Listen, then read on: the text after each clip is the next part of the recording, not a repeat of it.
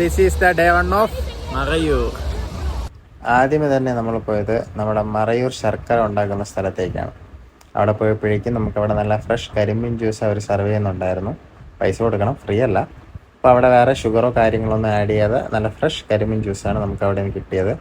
നമ്മൾ അതൊക്കെ കുടിച്ചിട്ട് നേരെ കുറച്ച് മറയൂർ ശർക്കരയൊക്കെ കഴിച്ച് നോക്കി. നല്ല ടേസ്റ്റ് ഉണ്ടായിരുന്നു, കുറച്ച് മേടിക്കുകയും ചെയ്തു.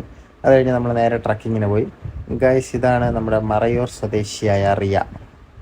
Nice to meet you guys. ഇത് തണ്ണിമത്തങ്ങയുടെ കുഞ്ഞാണെന്ന് പറഞ്ഞാൽ നിങ്ങൾ വിശ്വസിക്കുമോ? നിങ്ങൾ വിശ്വസിക്കില്ലോ എന്ന് എനിക്കറിയണം, പക്ഷെ നിങ്ങൾ വിശ്വസിക്കണം. എപ്പോഴും തീറ്റയും കൂടിയൊക്കെ തന്നെ. അത് കഴിഞ്ഞിട്ട് നമ്മൾ നേരെ പോയത് സ്ട്രോബെറി ഫാമിലേക്കാണ്.